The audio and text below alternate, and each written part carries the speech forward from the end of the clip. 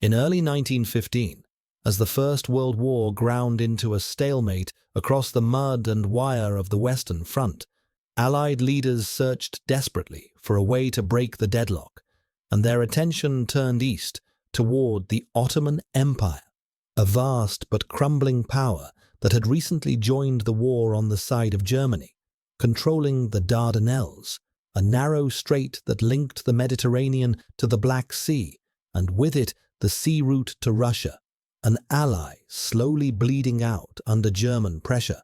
And in London, the idea took hold that if the Dardanelles could be forced, the Ottoman capital of Constantinople might fall, knocking the empire out of the war entirely, reopening supply lines to Russia, and possibly ending the conflict months, even years, early.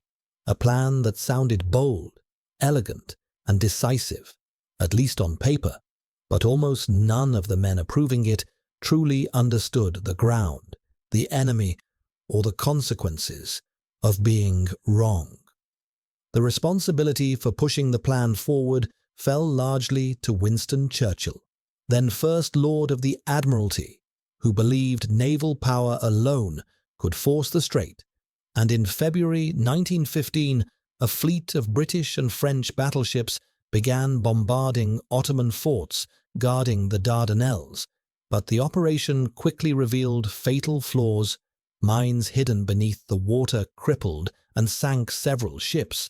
Ottoman artillery proved far more resilient than expected, and within weeks it became clear that ships alone could not do the job, forcing the Allies into a decision they had not properly prepared for: a full-scale, amphibious invasion of the Gallipoli Peninsula, a rugged finger of land dominated by steep ridges, ravines, and narrow beaches that favored defenders and punished attackers, especially those arriving by sea.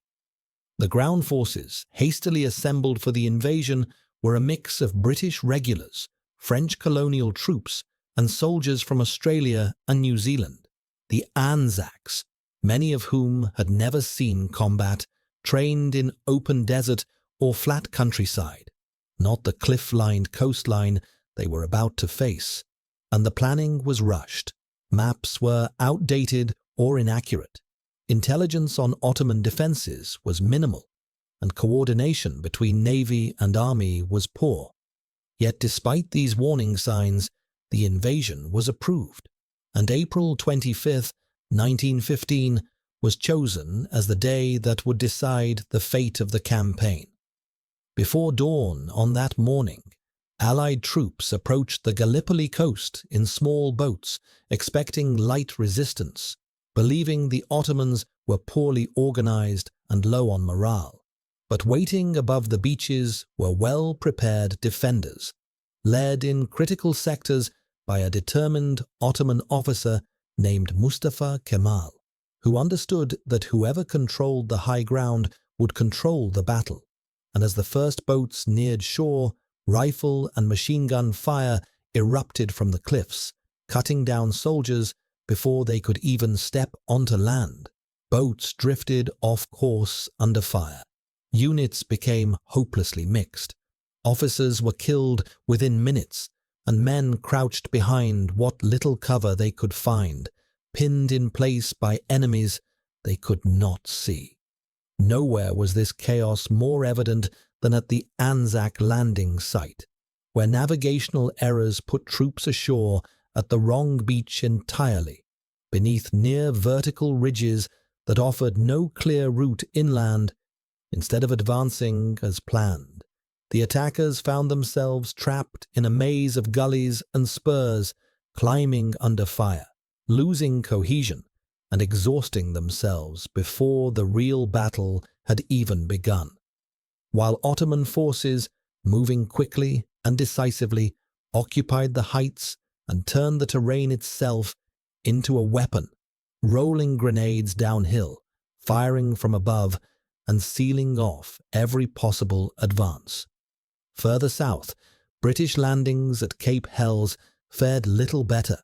Beaches were swept by crossfire, casualties mounted within minutes, and in some sectors, entire companies were destroyed before reaching dry ground. Yet despite the mounting losses and the clear signs that the landings had failed to achieve their objectives, Allied commanders hesitated, unwilling to order a withdrawal, fearing political consequences, and believing, against all evidence, that one more push might still succeed. A hesitation that would define the entire campaign. As days turned into weeks, the invasion stagnated. Trenches were dug into the rocky soil, often just meters apart. Flies swarmed over unburied bodies. Water was scarce. Disease spread rapidly, and the heat of summer replaced the optimism of spring. But the fundamental problem remained unchanged. The Allies did not control the high ground. Every attempted advance was met with devastating fire, and every gain was measured in yards paid for with lives, while Ottoman forces, fighting on familiar ground and defending their homeland, held firm, suffering heavy casualties themselves but never breaking. In August, desperate for a breakthrough, Allied commanders launched a new offensive, including fresh landings at Suvla Bay. But once again, poor leadership and indecision doomed the effort. Troops landed largely unopposed, yet failed to move quickly inland. Officers delayed, orders were unclear, and precious hours slipped away, allowing Ottoman reinforcements to seize the surrounding hills, turning another opportunity into another deadlock. And by the time fighting resumed in earnest, the chance for success had already vanished.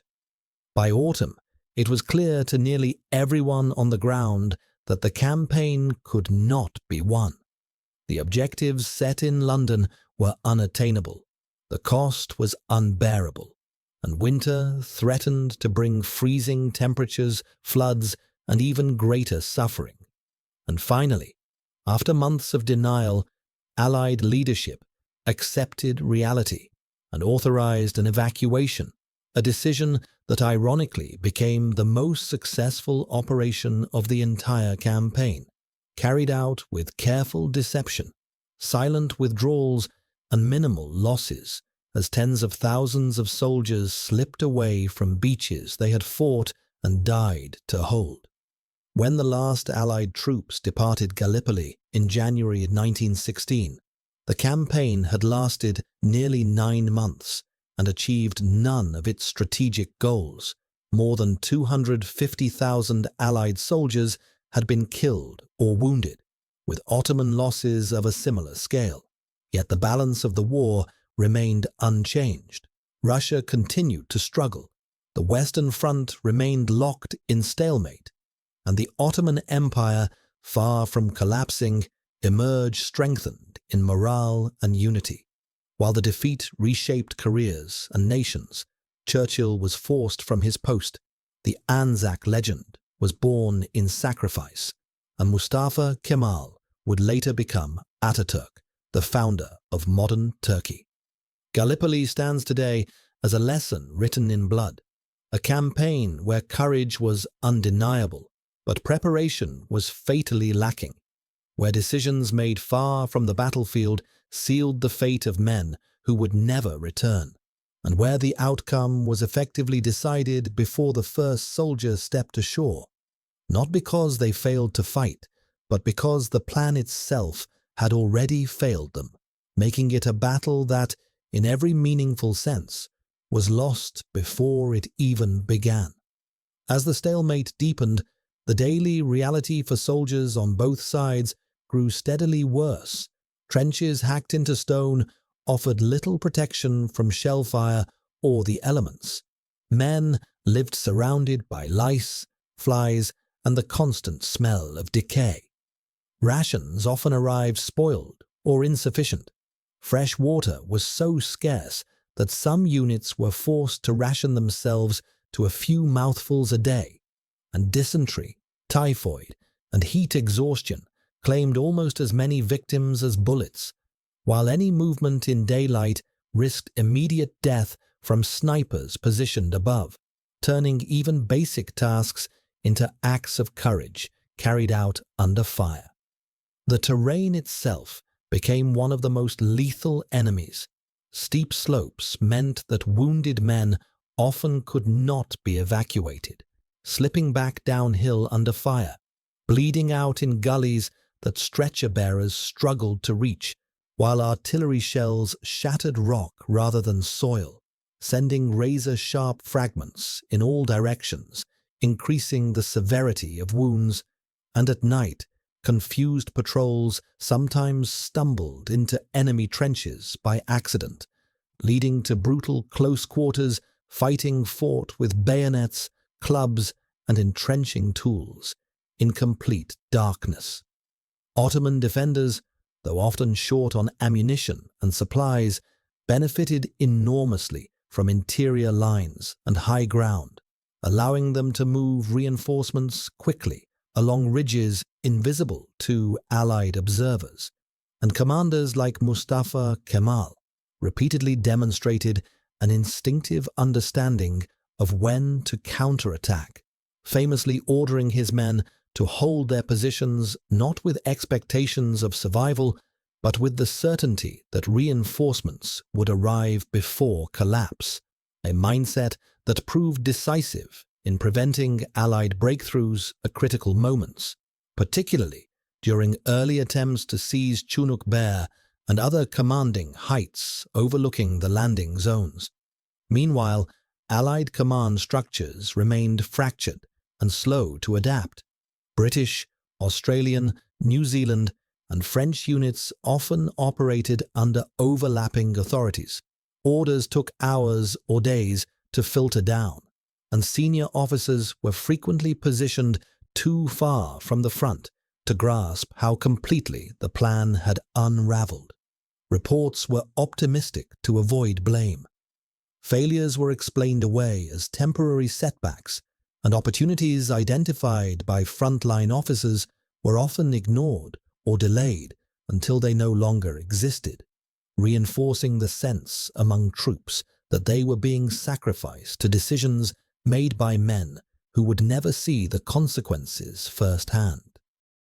As autumn arrived, the weather turned against the soldiers with equal cruelty. Sudden storms flooded trenches, drowning men in their sleep, washing away supplies and exposing the dead where they lay.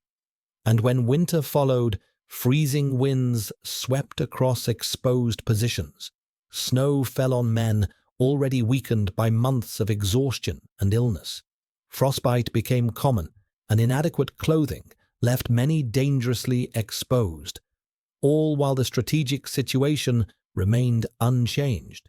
No breakthrough, no collapse, no decisive movement, only continued attrition in a place that offered nothing of value proportional to its cost. By late 1915, the reality could no longer be concealed. The campaign had failed, not because the soldiers lacked courage or endurance, but because the assumptions behind the invasion were fundamentally flawed. Ottoman resistance had been underestimated, naval power had been overvalued, and the complexity of amphibious warfare against prepared defenses had been ignored. And although evacuation carried its own risks, remaining offered no path to success, making withdrawal the only rational choice left. The evacuation itself was conducted with meticulous care.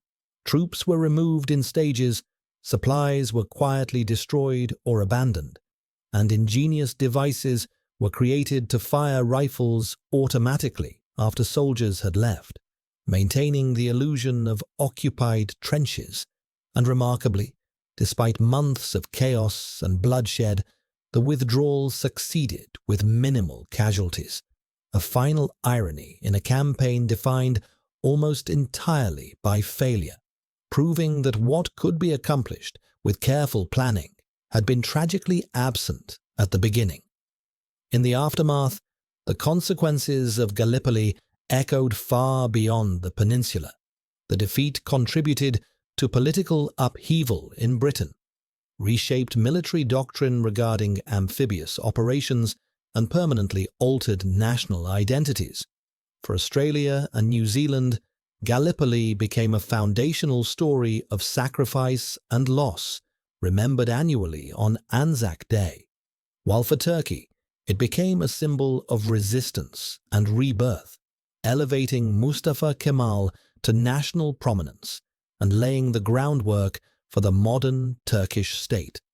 Today, Gallipoli is studied not merely as a military defeat, but as a cautionary tale of how ambition, optimism, and poor preparation can combine to produce catastrophe, a reminder that wars are often decided long before the first shots are fired, in planning rooms where flawed assumptions go unchallenged, and once men are committed to impossible objectives, bravery alone cannot change the outcome, making Gallipoli not just a battle that was lost, but a lesson written in the lives of those sent to fight it, a battle that, in truth, was lost before it ever truly began.